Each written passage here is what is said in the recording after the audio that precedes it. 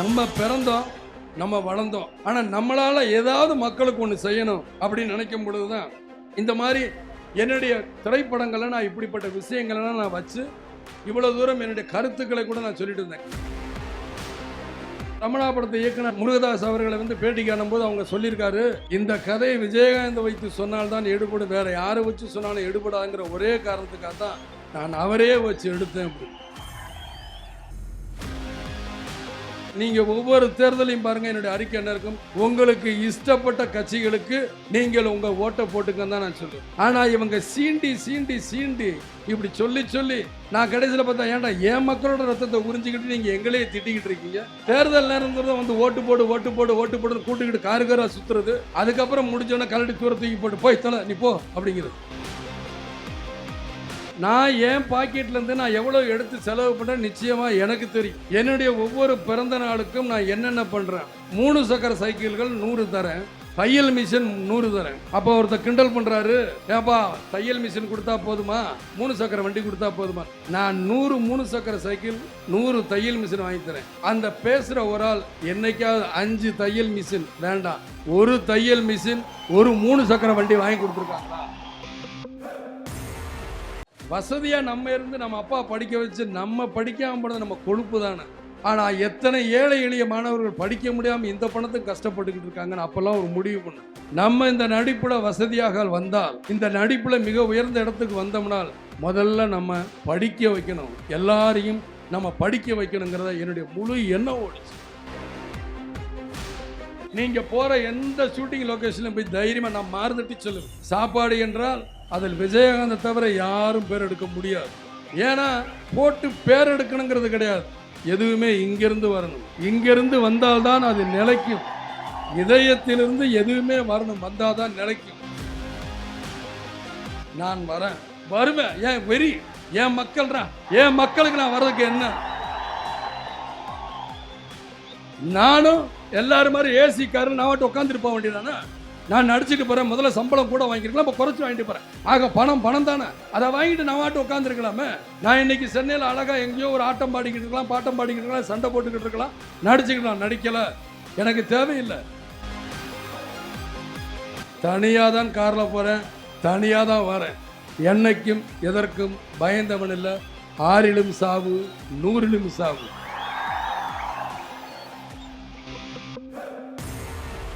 நம்ம பிறந்தோம், நம்ம வளர்ந்தோம். ஆனால் நம்மளால் ஏதாவது மக்களுக்கு ஒன்று செய்யணும் அப்படின்னு நினைக்கும் பொழுதுதான் இந்த மாதிரி என்னுடைய திரைப்படங்களை நான் இப்படிப்பட்ட விஷயங்களெல்லாம் நான் வச்சு இவ்வளோ தூரம் என்னுடைய கருத்துக்களை கூட நான் சொல்லிட்டு இருந்தேன். கேப்டன் பிரபாகரில் கூட அந்த நேரத்தில் இவங்க வீரப்பனை பிடிக்காதனால கூட அந்த நியாயங்களை கற்பித்து எதனால் அப்படின்னு நான் சொல்ல ஆரம்பித்தேன். அப்படி என்னுடைய எண்ணங்கள் எப்பயுமே. இப்போ ரமணா படத்தை பார்த்தீங்கன்னாலும், அந்த ரமணா படத்தை இயக்குனர் முருகதாஸ் அவர்களை பேட்டி காணும்போது அவங்க சொல்லியிருக்காரு, இந்த கதையை விஜயகாந்த் வைத்து சொன்னால்தான் எடுபடும், வேற யாரை வச்சு சொன்னாலும் எடுபடாங்கிற ஒரே காரணத்துக்காக தான் நான் அவரே வச்சு எடுத்தேன் அப்படின்னு. இப்படி நான் என்னுடைய திரைப்படத்துறையில் என்னுடைய கருத்துக்களையும் நான் செய்கின்ற உதவிகளை செஞ்சுக்கிட்டு வரும்பொழுது அதை எல்லாருமே விமர்சனம் பண்ணாங்க. அதில் பத்திரிகை நண்பர்கள் கூட அதிகமாக சொன்னாங்க, நீங்கள் ஏன் தனி மனிதனாக இருந்து செய்கிறீங்க, தைரியமாக நீங்கள் ஒரு அரசியலுக்கு செஞ்சா என்ன அப்படின்னாங்க. நானும் அது பொறுமையை காத்துக்கிட்டே இருந்தேன், பொறுமையோடு கேட்டுக்கிட்டே இருந்தேன். அப்புறம் எங்கே பார்த்தாலும் சொல்லுவாங்க, அண்ணா இந்த மாதிரி மீட்டிங் போட்டால் திட்டுறாங்க, போர்டு வச்சா திட்டுறாங்க, நான் போலீஸ் ஸ்டேஷன் போவேன் காலையில் ஒரு பிரச்சனை அப்படின்ட்டு உக்காரு அப்படிம்பாங்க. திடீர்னு பார்த்தா எந்திரிம்பாங்க, என்னன்னு பார்த்தா ஒரு கட்சிக்காரங்க வந்துட்டாங்க, அப்புறம் என்னங்க என்ன சொல்லுங்க அப்படின்னு போலீஸ் ஸ்டேஷனில் பேசுவாங்க. ரைட்டுன்னு அவர் பண்ண உட்காரு, இன்னொரு கட்சிக்காரங்க வருவாங்க, அவங்க பிரச்சனையெல்லாம் பேசுவாங்க, திரும்ப இன்னொரு கட்சிக்காரங்க வருவாங்க. இப்படி நான் காலையில் 9 மணிக்கு போனேன், ராத்திரி 9 வரைக்கும் ஸ்டேஷனில் உட்காந்துக்கிட்டு இருப்பேன். வெளியே இருந்து பார்க்குறேன், ஏதோ பிடிச்சி வச்சுட்டாங்க மாதிரியே பார்ப்பாங்க. நான் அப்போ கடைசியாக 9 மணிக்கு மேலே காவல்துறை அதிகாரிகளை பார்ப்பேன். சொல்லுவார், என்னப்பா சொல்லு அப்படின்னு. என்ன சார், நான் காலையிலேருந்து இப்படி உட்காந்துக்கிட்டு இருக்கேன், கேட்க மாட்டேங்கிறீங்களேயோ, நீ மன்றம் தானேயா, சும்மாரி, அவங்கெல்லாம் கட்சிக்காரங்க, நீ என்னையா அப்படிங்கிற ஏளன பேச்சுகள் அடிக்கடி சொல்லும் பொழுது, அப்படின்னா மன்றம்னா இவங்களுக்கு என்ன சாதாரணமாக போச்சா? இன்னைக்கு தான் கட்சி.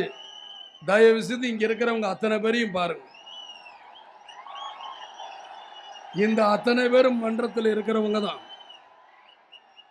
அன்னைக்கு இவங்கெல்லாம் எல்லா கட்சியில இருக்கும் பொழுது இவங்க ஓட்டு மாத்திரம் தேவை, மற்ற நேரங்கள் மாத்திரம் மன்றத்துக்காரன் எதுக்குன்னு மட்டும் திட்டுறது. இதையெல்லாம் நினைச்சா வேதனைப்பட்டேன். நீங்க ஒவ்வொரு தேர்தலையும் பாருங்க, என்னுடைய அறிக்கை என்ன இருக்கும், உங்களுக்கு இஷ்டப்பட்ட கட்சிகளுக்கு நீங்கள் உங்க ஓட்டை போட்டுக்கன்னு தான் நான் சொல்லுவேன். ஆனா இவங்க சீண்டி சீண்டி சீண்டி இப்படி சொல்லி சொல்லி நான் கடைசியில் பார்த்தா, ஏன்டா என் மக்களோட ரத்தத்தை உறிஞ்சிக்கிட்டு நீங்க எங்களையே திட்டிக்கிட்டு இருக்கீங்க.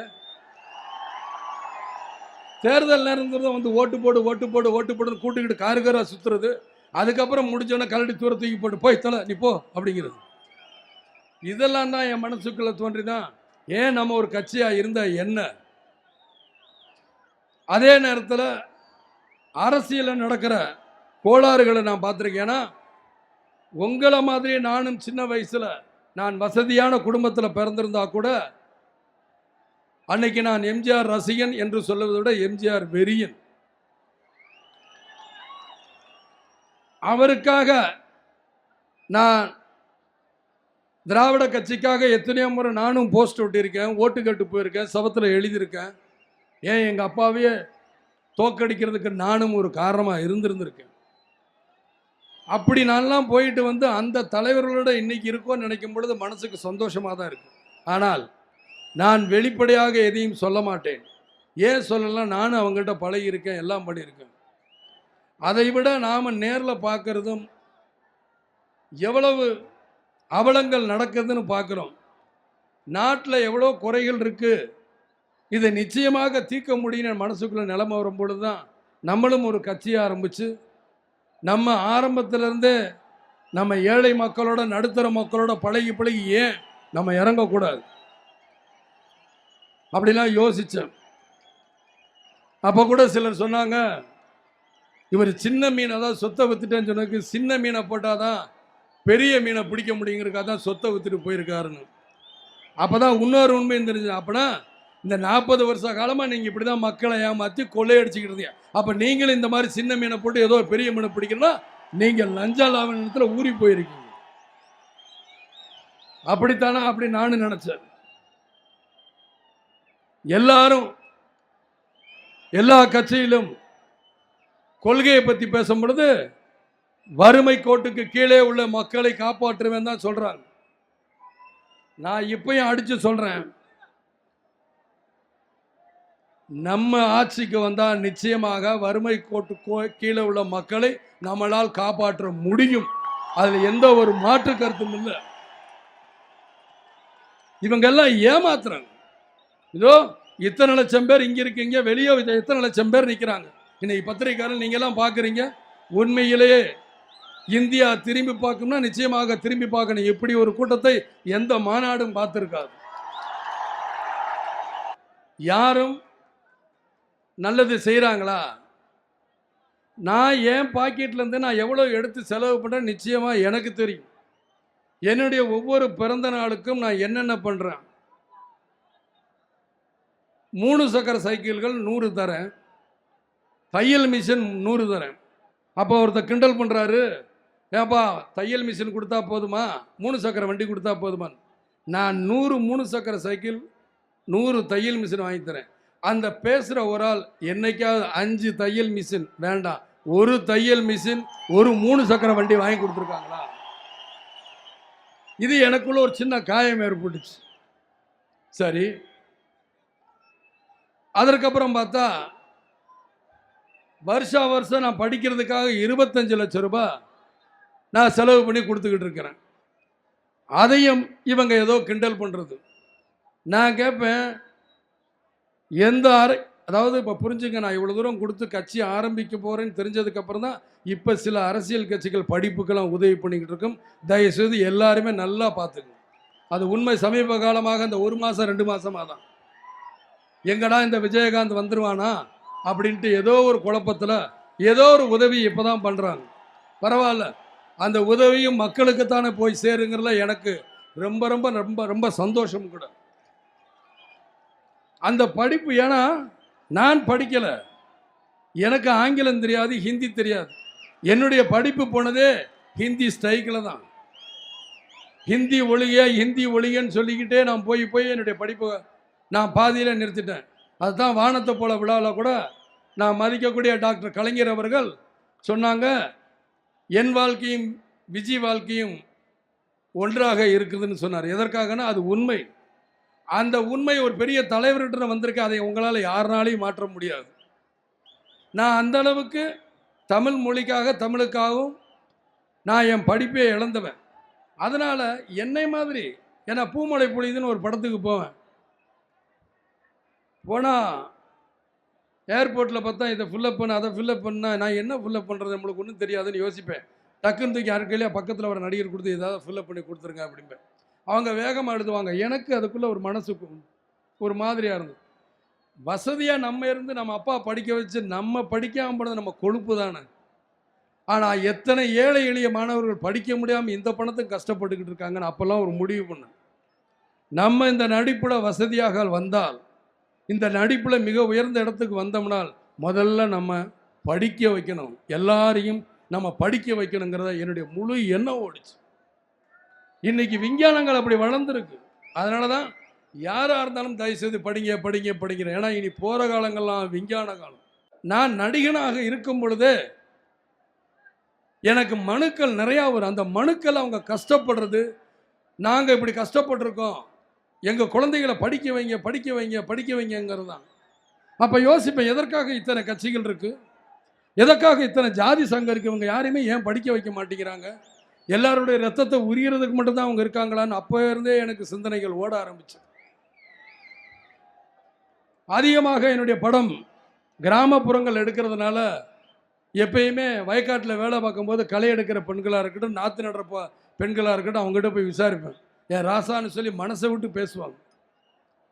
எனக்கு சின்ன வயசில் ரைஸ் மில்ல பழகும்போது பெண்கள்கிட்ட தான் அதிகமான பழக்கம். அவங்க தான் வேலை பார்ப்பாங்க. அப்பயும் அவங்களுடைய கஷ்டத்தை சொன்னேன். அங்கே தான் இந்த ஜாதி பிரச்சனையை ஒழிச்சேங்கிறது விஜய் டிவியில் நான் உங்களுக்கு சொல்லியிருக்கேன். இங்கேயும் நான் பெண்கள்கிட்ட பேசும்பொழுது இவங்க சொல்லுவாங்க, அப்புறம் சில நேரத்தில் நீங்கள் யாருக்கு ஓட்டு போடணும், ஐயோ நாங்கள் சொல்ல மாட்டோம் ராசா, இவங்கெல்லாம் ஏதாவது பண்ணிடுவாங்க அப்படின்னு. அப்படி ஒரு பயத்தை ஏற்படுத்தியிருக்கிறாங்க பெண்கள் மத்தியில் இதுவரைக்கும் வந்திருந்த கட்சிக்காரங்க. அதெல்லாம் நினைக்கும் பொழுது எனக்கு ஆத்திரம் இது இருந்தது. என்றைக்குமே பெண்கள் பயப்படக்கூடாது, பயப்படாமல் சுதந்திரமாக வரணும்னா ஒருவேளை நம்ம அரசியலுக்கு போய் பார்ப்போம், அதை நடத்தி பார்ப்போங்கிற வெறி இப்படி ஒவ்வொன்றாக எனக்கு சேர்ந்தது தான் நான் அரசியலுக்கு எப்படியெல்லாம் வரணும் அப்படின்னு. அப்படி வரணும் அப்படிங்க போகும்பொழுது தான் அங்கே படப்பிடிப்பில் நீங்கள் பார்த்தீங்கன்னா, நான் பெருமைக்காக சொல்லிக்கிறல, என்னுடைய சொந்த படம்னால் அங்கே 2000 பேர் இருந்தாலும், ஏன்னா நான் பார்க்குறது அந்த விவசாயிகளை, அந்த பெண்களை, கஷ்டப்படுற ஒரு நாளைக்கு 40 ரூபா கூலி வாங்குற அந்த பெண்களை, என் தாய் குலத்தை, என் சகோதர சகோதரிகளை பார்ப்பேன். பார்க்கும் பொழுது அவங்களை நான் சொல்லுவேன், நான் என்ன சாப்பிட்றேன்னா கேமராமேன் என்ன சாப்பிட்றாரோ டைரக்டர் என்ன சாப்பிட்றா, அதனால் அவங்களுக்கு அதே மாதிரி லைட்மேனாக யாராக இருந்தாலும் ஹார்லிக்ஸும் போனி விட்டாவும் தான் கொடுக்கணும், வேறு எதுவும் கொடுக்கக்கூடாது. ஏன்னா ஹார்லிக்ஸும் போனி விட்டாவும் நல்ல ஊட்டச்சத்து இருக்குன்னா முதல்ல அதை அவங்களுக்கு கொடுங்க அப்படின்னு இன்னைக்கு வரைக்கும் நான் அதை தான் செஞ்சுக்கிட்டு இருக்கேன். என்னுடைய உழவன் மகன் படம் சொந்த படம் ஆரம்பித்ததுலேருந்து சுதேசி வரைக்கும் நான் இதைத்தான் செஞ்சுக்கிட்டு இருக்கேன். நீங்கள் போகிற எந்த ஷூட்டிங் லொக்கேஷன்லையும் போய் தைரியமாக நான் மாறுதட்டி சொல்லுவேன், சாப்பாடு என்றால் அதில் விஜயகாந்தை தவிர யாரும் பேர் எடுக்க முடியாது. ஏன்னா போட்டு பேர் எடுக்கணுங்கிறது கிடையாது, எதுவுமே இங்கிருந்து வரணும். இங்கிருந்து வந்தால்தான் அது நிலைக்கும். இதயத்திலிருந்து எதுவுமே வரணும், வந்தால்தான் நிலைக்கும். இத்தனை பேரும் 25 வருஷமா இருந்து நீங்க வந்திருக்கீங்கன்னா, என் பின்னாடி அரக்கால் டவுசர்ல போட்டிருந்த தலைவர்கள் இன்னைக்கு முழு மனுஷனா மேடையில் உட்கார்ந்துருக்காங்க. ஏன் நீங்களும் என்ன உங்களுடைய 10 வயசுல இருந்து அன்னைக்கு பார்த்துருப்பீங்க, இன்னைக்கும் என்ன ஏன் சொல்றீங்க? நான் செய்கின்ற உதவி உங்கள்கிட்ட எல்லாம் போய் சேர்ந்ததுனால தான் எனக்கு இந்த வரவேற்பை கொடுக்குறீங்க. நான் 100 பேர் உதவி கேட்டால் நான் 100 பேருக்கு செஞ்சுருக்கணாங்கிறதெல்லாம் கிடையாது. நான் செஞ்ச உதவி 5 பேருக்காவது போய் சேர்ந்துருக்குது என்ற மன நிம்மதி தான் எனக்கு. ஆனால் அந்த 5 பேருக்கு கூட கடந்த 30 வருஷமாக ஒழுங்காக யாருமே உதவி பண்ணலைங்கிறது தான் என்னுடைய வாதம். இந்த வாதத்தை பார்த்து தான் நான் சொன்னேன், நான் வருவேன். ஏன் வெறி, ஏன் மக்கள்ரா, ஏன் மக்களுக்கு நான் வர்றதுக்கு என்ன? நானும் எல்லாரும் மாதிரி ஏசி காரில் நான் மட்டும் உட்காந்துட்டு போக வேண்டியதானே? நான் நடிச்சுட்டு போகிறேன், முதல்ல சம்பளம் கூட வாங்கிருக்கலாம், இப்போ குறைச்சி வாங்கிட்டு போகிறேன். ஆக பணம் பணம் தானே, அதை வாங்கிட்டு நான் வாட்டு உட்காந்துருக்கலாமே. நான் இன்னைக்கு சென்னையில் அழகாக எங்கேயோ ஒரு ஆட்டம் பாடிக்கிட்டு இருக்கலாம், பாட்டம் பாடிக்கிட்டு இருக்கலாம், சண்டை போட்டுக்கிட்டு இருக்கலாம், நடிச்சுக்கலாம். நடிக்கலை, எனக்கு தேவையில்லை. நான் வரேன், ஏன் வரேன்? சரியா, ஒருவேளை வேற மாதிரி இருந்தால் கூட நினைக்கல. ஆண்டவன் மனத்தில் பார்த்தீங்கன்னா எனக்கு 2 ஆம்பளை பிள்ளை, அவன் எதையோ சம்பாரிச்சுக்கிறான், எப்படியோ போட. என்ன கேட்டாங்க, என்னப்பா நீ மாநாடு நடத்துறியே, உன்னை ஏதாவது பண்ணுவாங்களே அப்படின்னு. என்னை மிஞ்சி மிஞ்சி என்ன சார், வருமானத்துறையில் தானே பயமுறுத்த முடியும், வேற எதுலையும் என்னை பயமுறுத்த முடியாது. அந்த வருமானத்துறையை நான் வீடு விற்று தான் நான் இந்த மாநாடு நடத்துறேனே தவிர, மீதி நேரம் என்னை மிரட்டணும்னா நான் வேட்டியை மடிச்சு கட்டிட்டு இறங்குவேங்கிறது அவங்களுக்கு தெரியாது. ஏனால் இதற்கு முன்னாடி இருந்த அத்தனை கட்சிகளுக்கும் நானும் வேலை பார்த்திருக்கிறேன், நானும் ரவுடித்தனம் செஞ்சிருக்கேன், தெரியாம அலையாதீங்க. ஆமா, நான் இன்னைக்கும் சென்னையில் இங்கே மதுரை பத்திரிகையாளர்கள் இருந்தாலும் சென்னையிலேருந்து வந்த பத்திரிகையாளர் கேட்டிருக்காங்க, தனியாக தான் காரில் போகிறேன், தனியாக தான் வரேன், என்னைக்கும் எதற்கும் பயந்தவன் இல்லை, 6லும் சாவு 100லும் சாவு. நான் இன்னைக்கு நான் சொல்கிறேன், என்னுடைய அந்த அர்த்தத்தில் தான் இந்த அரசியல் கட்சி ஆரம்பித்தேன். என்ன ஆக போகிறது, நம்ம சொத்தை அடைஞ்சாலும் சரி, நம்மளுக்கு தேவை மக்கள். இந்த மக்களுக்காக யாராவது ஒருத்தன் செத்துன்ற கிடையாது, என்னுடைய பேர் இருக்கட்டுமே. அந்த ஒரே உரிமையில தான் நான் முதல்ல வறுமை கோட்டு கீழே, நான் நிச்சயமாக சொல்றேன், ஆட்சிக்கு வந்தால் ஆட்சியில் இருக்கும் யாரா இருந்தாலும் செய்ய முடியும். உண்ண உணவு, உடுக்க உடை, இருக்க இடம், அடிப்படை வசதி, சுகாதாரத்தன்மை எதுவுமே செஞ்சு தர முடியும். நிச்சயமாக நான் வந்தால் அதைத்தான் செய்வேன். நான் வரும் டிசம்பர் மாதம் ஒவ்வொரு ஊரும் அவங்கள பார்க்க வரும், அன்னைக்கு நான் அதை சொல்லுவேன். ஏன்னா நான் மேலோட்டமாக ஏசியில் உட்காந்து மேலோட்டமாக இப்படியெல்லாம் மேடை பார்த்தவன் இல்லை. ரைஸ் மில்ல கடுமையான வேலை செஞ்சு மழையிலும் வெயிலிலும் காஞ்சி நான் நெல்லை அள்ளி குமிச்சவன். அதனால இந்த வெயிலும் மழையும் எனக்கு எந்த பாதிப்பும் செய்யாது. ஏன் உங்களை ஒன்றும் பண்ணல, நானும் கருப்பு நீங்களும் கருப்பு, ஒன்றும் பண்ண. காத்து கருப்பு பச்சா நம்ம ஏதாவது பிடிச்சிக்கிருச்சுன்னா கருப்பு போட்டு வச்சுக்கடா அப்படிம்பாங்க. ஊரில் பேய் பிசாசு பட்டாலும் கண்ணறி பட்டாலும் கருப்பு போட்டு வச்சுட்டு, எங்களுடைய தொண்டர்களுக்கு பேயும் பிசாசும் பிடிக்காது, எதுவும் பிடிக்காது. நாங்கெல்லாம் கருப்பு வைரங்கள், எங்களை ஒன்றும் பண்ண முடியாதுங்கிறது என்னுடைய ஆணித்தரமானது. சிலர் நினைக்கலாம் ஏதோ இவர் கூட்டத்தை பார்த்து உணர்ச்சி வசப்பட்டு பேசுகிறாரா அப்படின்னு. நான் உணர்ச்சி வசப்படல, உள்ளதான் பேசுகிறேன். நான் நிறைய ஐஏஎஸ் அதிகாரிகிட்ட நான் பேசிக்கிட்டு இருக்கும் பொழுது பேசி பார்ப்பேன், நான் கண்ணார பார்ப்பேன். எப்படி நான் பார்க்குறேங்கிறத புரிஞ்சுக்கணும். என்னுடைய 10 வயசுலேருந்து நான் பல பிரச்சனைகளை பார்த்துக்கிட்டு இருக்கேன், இன்னைக்கு வரைக்கும் நான் பார்த்துக்கிட்டு இருக்கேன். என்னுடைய காலேஜ் கட்டியிருக்கேன், கல்யாண மண்டபம் கட்டியிருக்கேன், எத்தனையோ பிரச்சனைகள். இந்த லஞ்சங்கிறது என்னென்னா புறையோடி போச்சு. இந்த லஞ்சத்தை தீர்க்க முடியுமா அப்படின்னா தீர்க்க முடியும், எந்த கட்சியாலும் முடியாது ஒன்றுமல்ல. ஏன்னா நான் பார்த்துட்டேன் யார் யார் லஞ்சம் வாங்குறாங்கன்னு. ஏன்னா எனக்கு இந்த 25 வருஷமா 30 வருஷமா நான் எவ்வளோ லஞ்சம் கொடுத்துருப்பேன்னு எனக்கும் தெரியும். எப்படியெல்லாம் லஞ்சம் கொடுத்துருக்கேன், யார் யாருக்கெல்லாம் லஞ்சம் கொடுத்துருக்கேன்.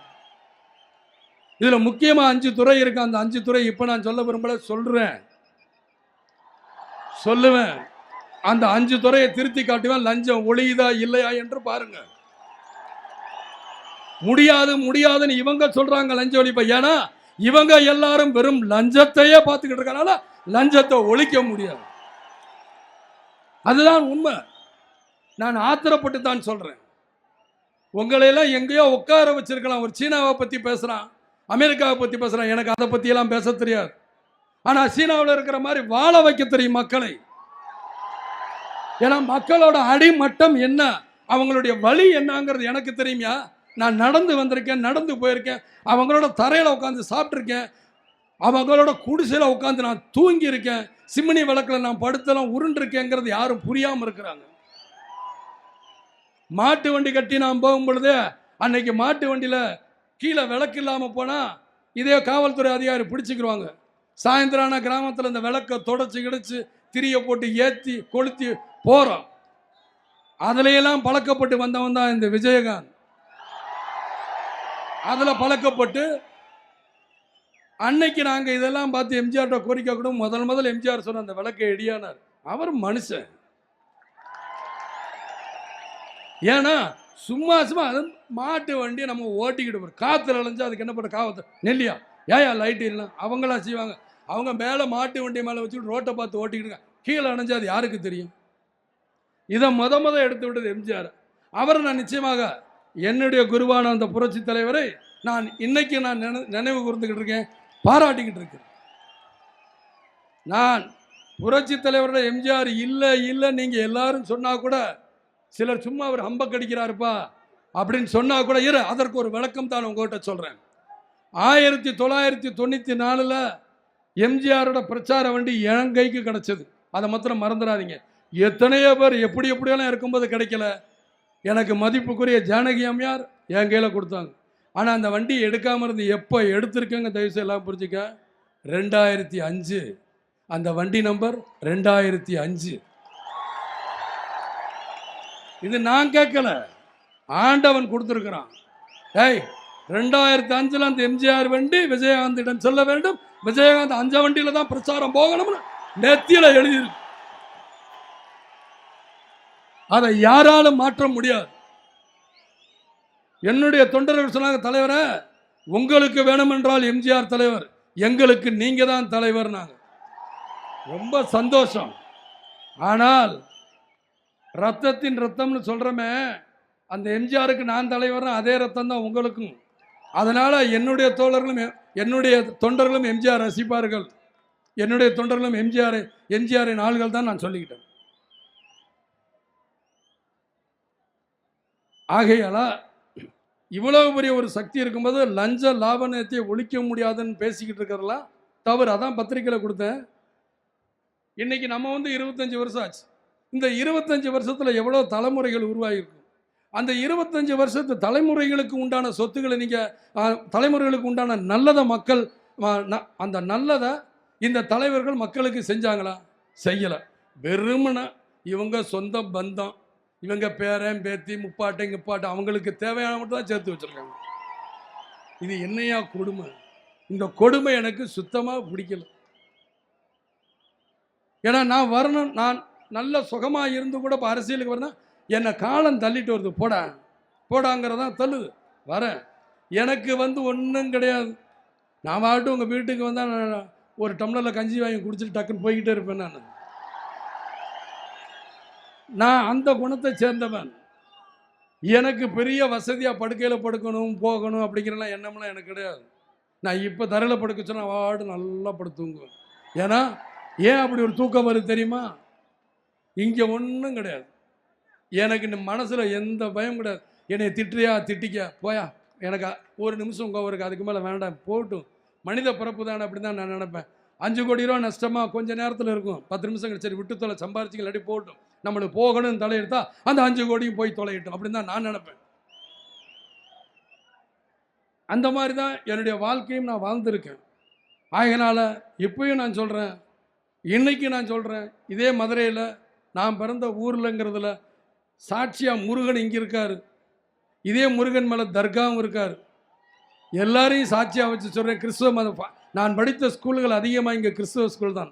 அந்த ஸ்கூல்களின் சத்தியமாகவும் சொல்கிறேன், நிச்சயமாக லஞ்ச லாபத்தை ஒழிக்க முடியும். நிச்சயமாக அதை நான் செய்து காட்டுகிறேன்.